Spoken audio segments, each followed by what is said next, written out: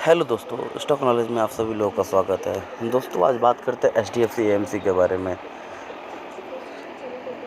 HDFC mutual fund ने Reliance, LNT और इन्फोसिस के शेयर को बेचकर कमाया भारी मुनाफा। एक नया अपडेट करके आया हुआ है, मैंने सोचा आप लोग से मैं शेयर कर देता हूँ। इसमें यह है कि एचडीएफसी म्यूचुअल फंड ने इतनी दिग्गज कंपनियों को बेच के बहुत मुनाफा कमा लिया है। कई कंपनियों के शेयर और बहुत सारी कंपनियों के इन्होंने शेयर भी बढ़ा रखा है। दोस्तों, आइए मैं इन सारे न्यूज़ को शेयर करता हूँ आपके सामने। मार्च के निचले स्तर से लेकर अब तक बीएसई ने 40% से ज़्यादा का रिटर्न दिया। एचडीएफसी एएमसी ने कुल 70 कंपनियों में हिस्सेदारी घटाई, जबकि 99 कंपनियों में बढ़ाई है। Tata Motors, SpiceJet, federal bank के शेयरों में एचडीएफसी एएमसी ने हिस्सेदारी घटाई है। एचडीएफसी म्यूचुअल फंड ने जून तिमाही में कई दिग्गज शेयरों में अपनी हिस्सेदारी कम कर दी है। इसमें प्रमुख रूप से इसने रिलायंस इंडस्ट्रीज, इन्फोसिस, एलएनटी जैसी कंपनियों के शेयर बेचे हैं। हालांकि इस दौरान इसने कई शेयरों में भारी खरीदारी भी की है। दोस्तों, देश की दूसरी सबसे बड़ी म्यूचुअल फंड कंपनी ने जून तिमाही में जीवन बीमा, पावर, केमिकल और टेलीकॉम कंपनियों के शेयर खरीदी है। कुल मिलाकर 69 कंपनियों में एचडीएफसी ने हिस्सेदारी घटाई, जबकि 99 में खरीदा या फिर हिस्सेदारी बढ़ाई है। रिलायंस के 41.54 लाख इक्विटी शेयर बेचे हैं। दोस्तों, बीएसई के आंकड़ों के मुताबिक एचडीएफसी म्यूचुअल फंड ने रिलायंस इंडस्ट्रीज के 41.54 लाख इक्विटी शेयर को बेचा है। इसके अलावा इस फंड ने एलएनटी के 19.49 लाख और इन्फोसिस के 22.90 लाख शेयरों की बिक्री की है। इस तरह से एचडीएफसी बैंक, टीसीएस और आईटीसी के भी शेयर बेचे हैं। कंपनी को इन शेयरों में 35% से लेकर 100% तक का लाभ हुआ है। दोस्तों, ये काफ़ी हद तक बहुत अच्छा लाभ हुआ है। और इन्होंने कुछ ऐसे कंपनियां जिसमें दोगुना किया है अपनी हिस्सेदारी को। टीसीआई, जेवी केमिकल्स, एसबीआई लाइफ में दोगुना बढ़ाई है इन लोगों ने हिस्सेदारियाँ। जिन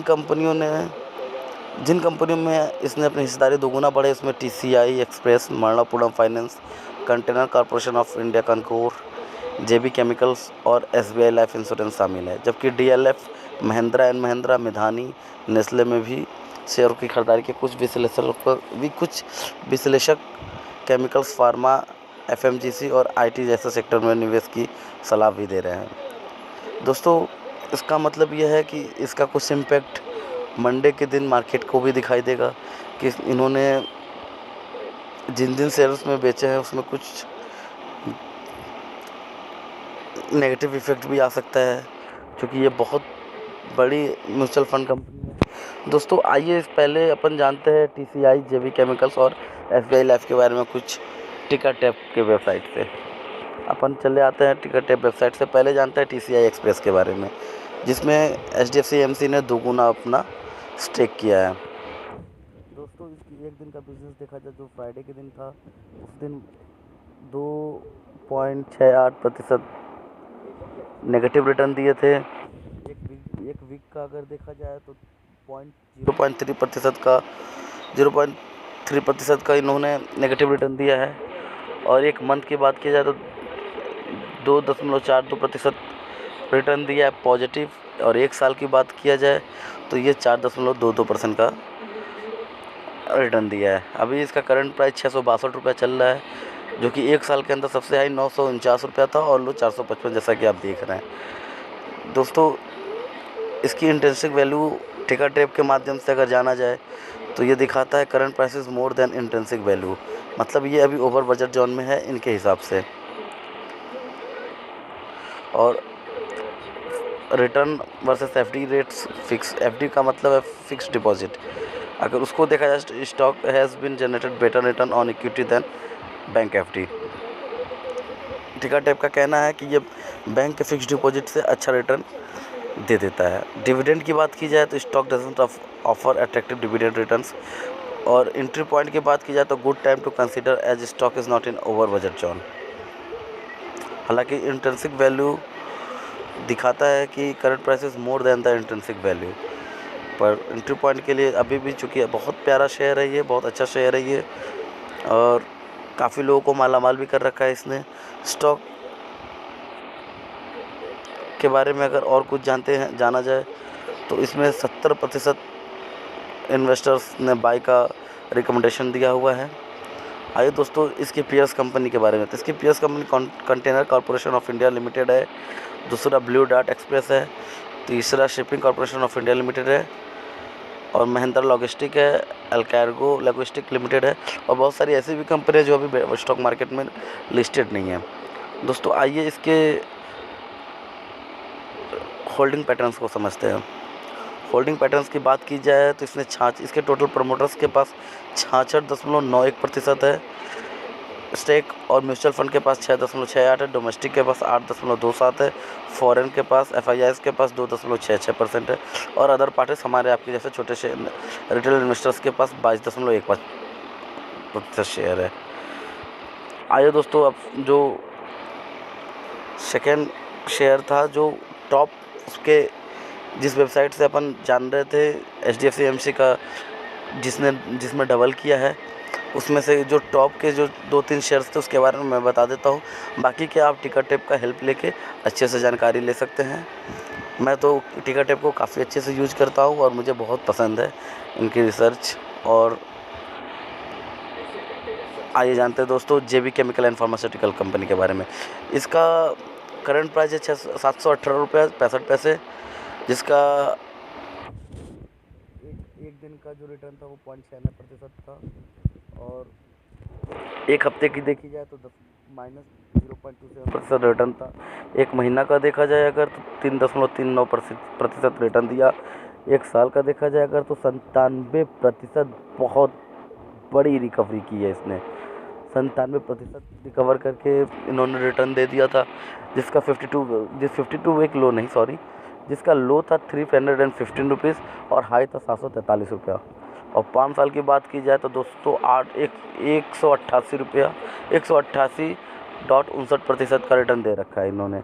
इसकी इंट्रिंसिक वैल्यू में देखा जाए तो current price is less than the intrinsic value, और return of versus FD rate देखा जाए कि फिक्स्ड डिपॉजिट से कैसा देता है ये, तो stock has been generated better return on equity than bank FD। Stock doesn't offer attractive dividend return. Dividend के बारे में इसका भी कोई बहुत अच्छा डिविडेंड नहीं देता है ये। Entry point good time to consider as stock is not in over budget zone, और 100% analyst have said to buy this share. 100% लोगों ने इसे खरीदने के लिए बोला है दोस्तों। और आइए इसके पेयर्स कंपनी के बारे में। सन फार्मा दोस्तों ये भी मुझे बहुत अच्छा लगता है। सन फार्मा मेरा बहुत प्यारा शेयर है, और इसकी पेयर्स कंपनी सन फार्मा है। दूसरी है डॉक्टर रेड्डीज लेबोरेटरीज, सिप्ला में भी इन्होंने खरीदारी की है। HDFC AMC ने सिप्ला में भी खरीदारी की है, और विंडो फार्मा में तो इन्होंने सेल किया है। और टोरेंट फार्मास्यूटिकल्स भी इसकी पीएस कंपनी, इसने तो एक साल में 51.86% का रिटर्न दे दिया है, और विंडो 37.45% का रिटर्न दिया है। हालांकि और विंडो में इन्होंने सेल किया है।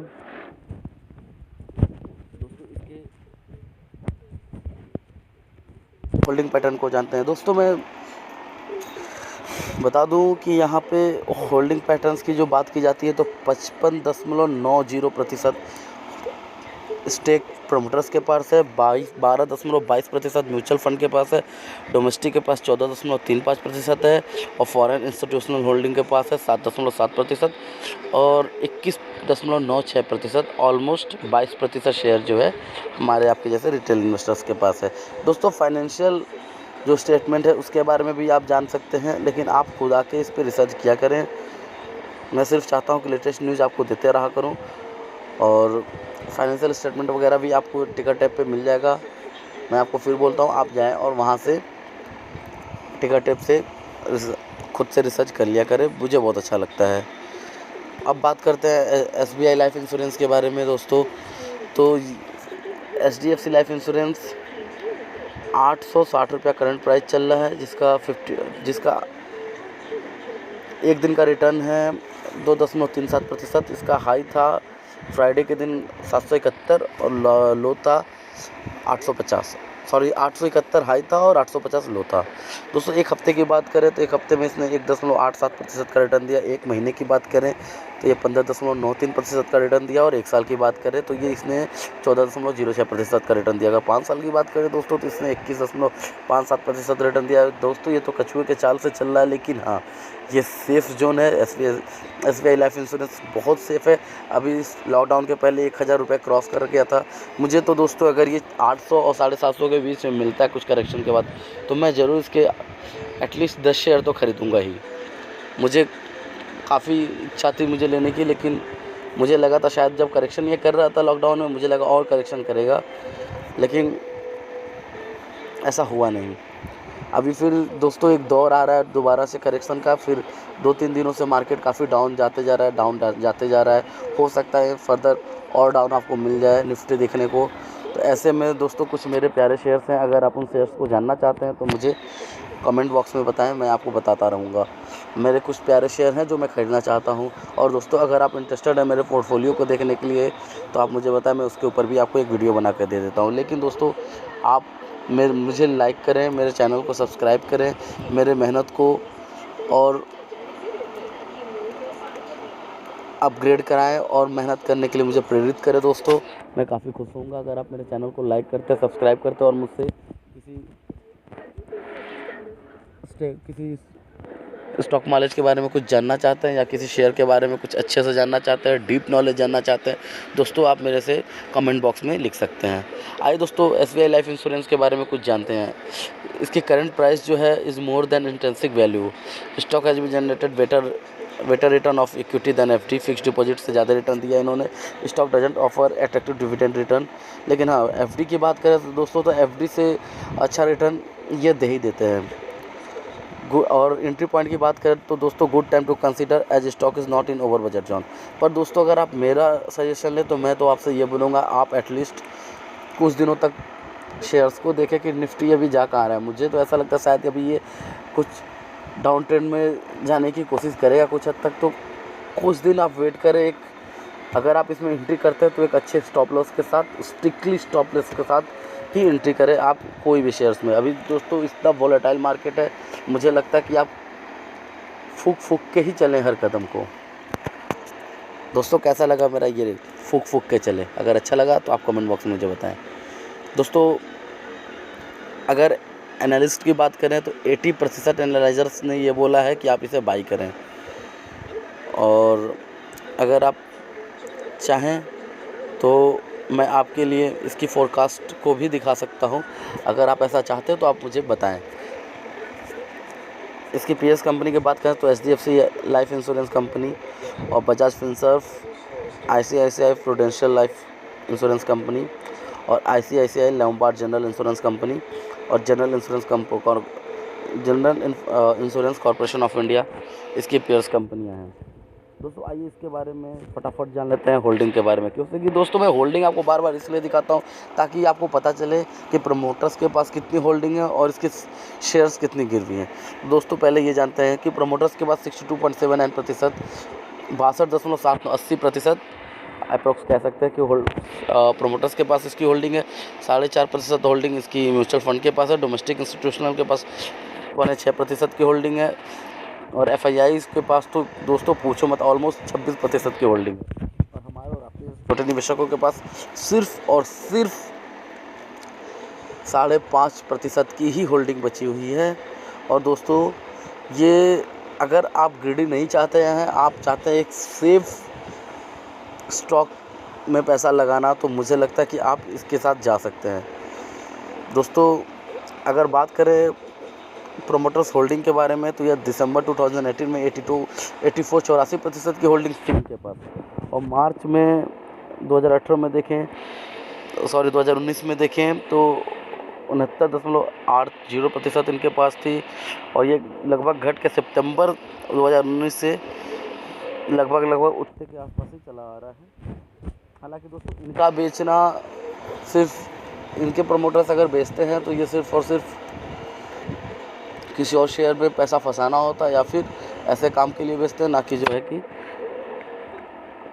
किसी दिक्कत की वजह से बेचते हैं। तो दोस्तों यहाँ आपको साफ तौर पे दिखाई दे देगा low place promoter holding 0% of all companies listed on NSE have lower place promoter holding than the company. तो दोस्तों मैं अपने सारे बातों को दोबारा से लेके चलता हूँ उस वेबसाइट पे, जहाँ से मैं आपको बताता हूँ कि HDFC AMC ने और क्या क्या किया है। मार्च के बाद सिक्योरिटी बाज़ार में अच्छी तेज़ी रही। आंकड़े बताते हैं कि मार्च के इन शेयरों में तेज़ी देखी गई थी।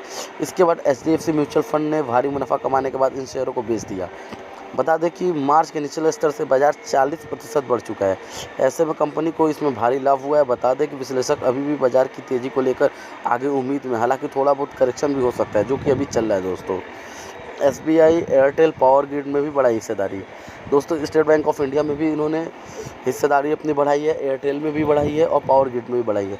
दोस्तों इसमें अगर मुझसे आप सजेशन लेते हैं तो मैं एयरटेल छोड़ के SBI में बोलूँगा हाँ कि आप कुछ स्टेक ले सकते हैं, पावर ग्रिड में ले सकते हैं। मुझे लगता है एयरटेल कुछ ओवर बजट जोन में चलता है, आप इससे कुछ करेक्शन के बाद ही लें।